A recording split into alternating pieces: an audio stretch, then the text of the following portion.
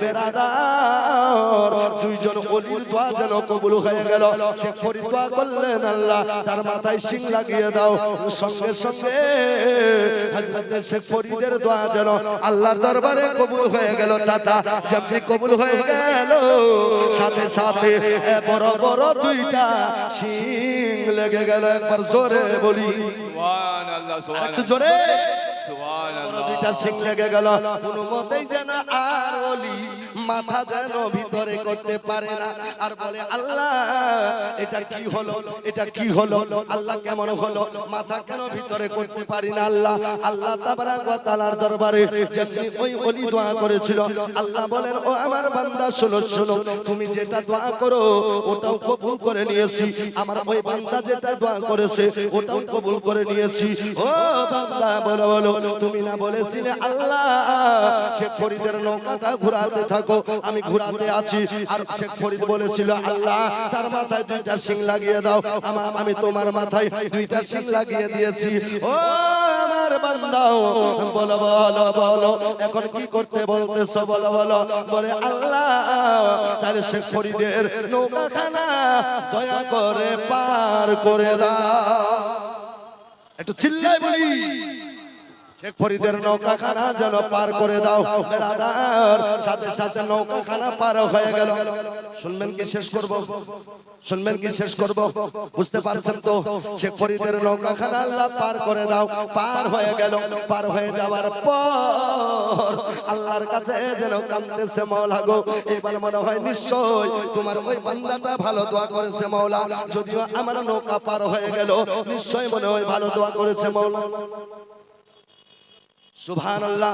শরীফুল মন্ডল মুকিন্দপুর থেকে এসে 500 টাকা করেছেন দান।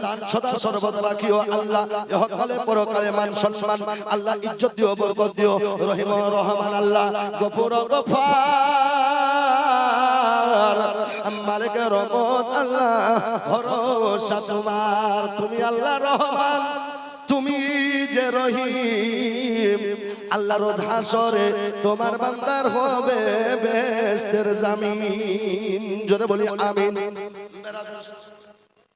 মঞ্জুর মঞ্জুর টাইটওয়ালা, টাইটওয়ালা আচ্ছা মঞ্জুর চাইচলা মাইকে বলছি তো আওয়াজটা শোনা কম পাচ্ছি, এই জন্য। বেরাদার মুসলমান ভাই, ও আল্লাহর বান্দারা শুনে যান, রাত্রে বেলা মা বোনেরা আমার একটু ধ্যান দিয়ে শুনবেন। আপনারও সন্তান আছে মা, আপনি যদি ভালো হন আপনার বেটা ভালো হবে, আপনি ভালো হলে আপনার বেটি ভালো হবে। কাজ যদি ভালো হয় ফল ভালো হবে, কাজ যদি পোকা ধরা হয়ে যায় তাহলে ফলটাও যেন বেকার হয়ে যাবে। তাই মা আপনাদের বলতে চাই, শেখ ফরিদের মা ছিল ভালো, আমার গাউসে পাকের মা ছিল ভালো, এই জন্য সন্তান হয়েছে ভালো। আজকে দেখবেন আল্লাহর রহমতে হযরত গাউসে পাকের মা কোরআন তেলাওয়াত করতেন, এই জন্য বেটাও কোরআনে হাফেজ হয়ে গেছে। এই জন্য বেটাও কোরআনে হাফেজ। আজকে আমার মা বোনেরা বড় বড় এক হাত করে মোবাইল নিয়েছে, আর যখন গর্ভবতী থাকে ওই সময় দেখবেন মোবাইলে দেখছেন আপনার কত রঙ্গিলা, কত কি গান বাজনা দেখে। এই জন্য সন্তানটার বয়স যখন দুনিয়াতে আগমন হয়, দুনিয়াতে যখন বাচ্চাটা পয়দা হয়, দেখবেন 1 মাস 2 মাস 3 মাস চলে গেল, বাচ্চা যখন কান্না করে মা দুধ স্তনের দুধ পান করাইয়া কান্না বন্ধ করতে পারে না। কত কি প্রকার কথা বলে, কোনো মতেই কান্না বন্ধ করতে পারে না। আর যেমনি এই এক হাত মোবাইলটা বের করে সন্তানের হাতে দিয়ে দিল, কিংবা সন্তানকে ফটোটা দেখাতে লাগলো, সাথে সাথে সন্তানটার কান্না বন্ধ হয়ে যায়। হায় মা বোনেরা, আপনারা যেমন অভ্যাস করেছেন তেমনই অভ্যাস আপনার বেটা পেটে শিখেছে। আর উম্মুল খায়র ফাতেমা যেমন অভ্যাস করেছিল তেমন বেটাও ওই অভ্যাসটা ধরে রেখেছে। একবার চিল্লায় বলি সুবহানাল্লাহ। আয় মুসলমান ভাইরা, শেখ ফরিদ শেখরকাত রহমাতুল্লাহ আলাইহি যেন চলে যাচ্ছেন। এবারে যেন আল্লাহর কাছে দোয়া করলো, মাওলা আমার নিশ্চয় আমার জন্য কেউ ভালো দোয়া করেছে, এই জন্য আজকে আমার দরিয়াতে নৌকাটা পার হয়ে গেল। আল্লাহ আমি যেটা দোয়া করেছিলাম আল্লাহ এটা দোয়া আমার কবুল করে নাও। আর ওই ওলির কিবা ওই তোমার বান্দার শিং দুইটা খুলে দাও। শিং দুইটা খুলে দেওয়া হলো।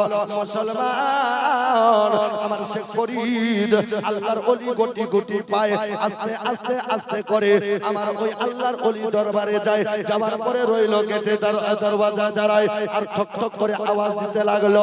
আওয়াজ দিতে দিয়ে বলছেন, ও কে আছো নাকি? বাড়িতে যদি কেউ আছো দয়া করে দরওয়াজাটা খুলে দাও। বেরাদার সাথে সাথে একজন খাদিম দরওয়াজার কাছে আসলো। আসার পরে বলতেছে কারণটা কি? বলে, ও চাচা, আমি এই ওলির সোহবত হাসিল করব, ওলির সঙ্গে কিছু শিক্ষা নিতে চাই, আমিও মুরিদ হতে চাই, মুরিদ হতে চাই, একটু দরজাটা খুলে দাও। ওই খাদিম বলেছিল, না বেটা, না না না, আজকে খোলা